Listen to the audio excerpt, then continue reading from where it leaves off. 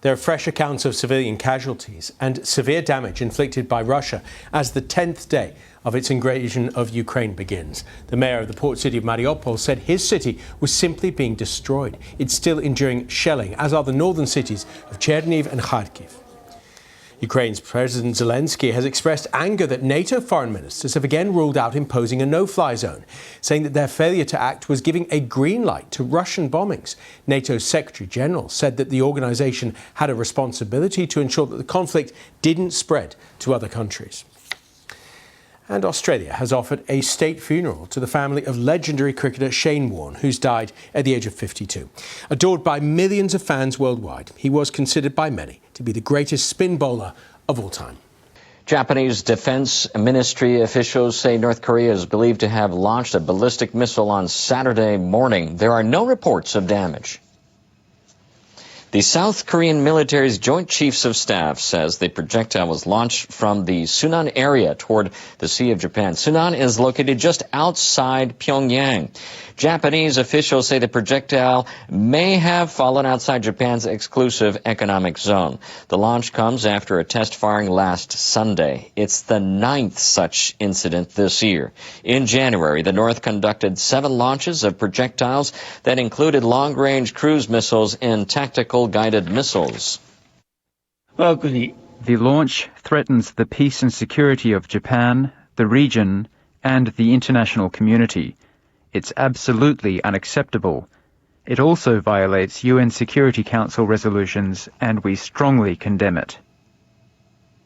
We spoke to James Kim in Seoul to get more insight on the launches. He is a research fellow at the Asan Institute for Policy Studies and an expert on Korean Peninsula issues. There's a confluence of different factors at play when it comes to this particular test. First is the stated intention of North Korea that they will continue to develop their nuclear weapons capability. And the international community's response, even with the up-tempo on these tests, has been relatively tempered. While the world's attention is on Ukraine at the moment, I think North Korea also had some motive in trying to bring attention back to the Korean Peninsula. And it's timed with the presidential election, which is to occur next week, in the sense that Pyongyang wants to send a message to the outgoing administration that their days are numbered in terms of getting a deal that President Moon wants to have before his term is over in May, and also sending a strong message to the incoming administration that things will not really change even with the political changes occurring in South Korea. And so North Korea trying to set its own terms for any kind of negotiation for the coming months. Russian forces have provoked outrage in every corner of the world for their invasion of Ukraine. They have been accused of putting Europe at grave risk by hitting a nuclear plant. The Zaporizhzhia complex is the largest in Europe and has 6 reactors, but early Friday, Russian forces launched artillery at the complex. Their shells sparked a fire at a training center, but not at the plant itself. Ukrainian crews managed to extinguish the flames, and the plant is operating normally, but Russian forces are in control. We're warning everybody. Not a single country, apart from Russia, has ever shelled a nuclear reactor. This is the first time in our history, in the history of mankind. The Russians had already seized the Chernobyl nuclear plant. The head of the UN nuclear watchdog says the reactors at Zaporizhzhia were not compromised and no radiation got out. The IAEA, it is time for action. We need to do something about this. Other Russian units have pressed ahead with their advance on Kyiv. They destroyed residential buildings in one town to the northwest. Others are entering the Kyiv region and have hit communities there. The gunfire has set off air raid sirens in the capital. The U.S. ambassador to the United Nations says the world barely escaped a nuclear catastrophe. Members of the Security Council gathered for an emergency meeting. We've just witnessed a dangerous new escalation that represents a dire threat to all of Europe and the world. We all saw what happened at Chernobyl and Fukushima. This is a spectre no one at this table should be willing to countenance. Russia's ambassador criticized the meeting itself, calling it an attempt to rekindle artificial hysteria. Today, we have once again heard lies about how Russian troops attacked the power plant. And this is all an unprecedented campaign of lies and disinformation against Russia. Ukraine's ambassador says world leaders should do more to protect civilians.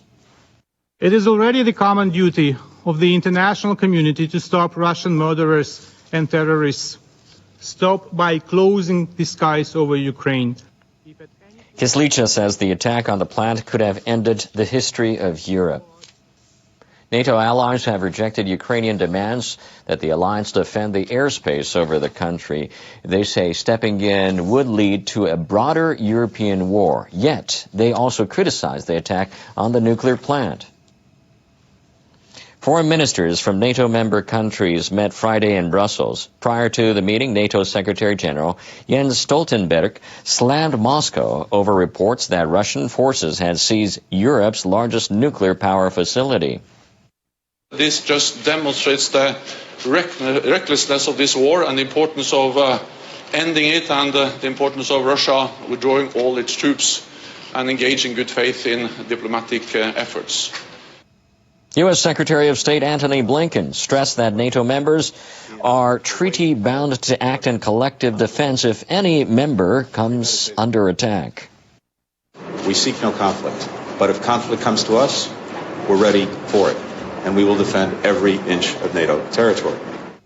Sweden and Finland were at the meeting, though neither is a member of NATO. After the meeting, Stoltenberg told reporters that NATO calls on Russian President Vladimir Putin to immediately and unconditionally end the war. He also said that the allies agreed to keep their planes out of Ukrainian airspace and their troops off Ukrainian soil. He added NATO has a responsibility to prevent the war from spilling beyond Ukraine's borders. Foreign ministers from the group of 7 nations say they're deeply concerned about the humanitarian toll. They've agreed to impose more sanctions if the Russians don't stop. Once again, we strongly condemned Russia's unjustified aggression in Ukraine and called for the withdrawal of troops and an immediate halt to the attack, which is even harming civilians. The ministers say the sanctions they've imposed already have had an immediate effect on the Russian economy. Chinese leaders have welcomed thousands of delegates from across the country to Beijing for the start of the National People's Congress. They've used the gathering to announce their economic growth target for this year, setting it at around 5.5%. Premier Li Keqiang revealed the figure in a wide-ranging speech on the first day of the week-long event. A comprehensive analysis of evolving dynamics at home and abroad indicates that this year our country will encounter many more risks and challenges. The International Monetary Fund has predicted that Chinese growth this year will remain in the 4% range. China appears eager to outstrip that forecast as it looks ahead to the Communist Party National Congress later this year. Li noted that in the past year, China has celebrated the 100th anniversary of the Communist Party and adopted its third historical resolution. The emphasis on these achievements appears to have been designed to enhance the authority of President Xi Jinping. Xi is seeking an unprecedented third term as party leader at next year's Party Congress. Those were the main stories for this hour. 5時の NHK ニュースです。東京都は今日、都内で新たに1806人が新型コロナウイルスに感染していることを確認したと発表しました。1週間前の土曜日より750人余り減りました。また、これまでの都の基準で集計した重症の患者は、今日時点で昨日と同じ70人でした。北京パラリンピックバイアスロン男子6キロの立って滑るクラスで、ウクライナのグリゴリー・ボブチンスキー選手が今大会ウクライナ初となる金メダルを獲得しました。バイアスロンはクロスカントリースキーと射撃を組み合わせた競技で、男子6キロの立って滑るクラスは2キロのコースを3周する間に2回の射撃を行ってタイムを競います。ウクライナのグリゴリー・ボブチンスキー選手はパラリンピック4大会連続出場の33歳で、バイアスロンではソチ大会で金メダルを獲得しています。今日のレースでは10発の射撃をすべて命中させ、クロスカントリースキーでも他の選手を寄せ付けず金メダルを獲得しました。ボブチンスキー選手は、国を助けるために何ができるかを考えていました。勝つことを目指してやり遂げました。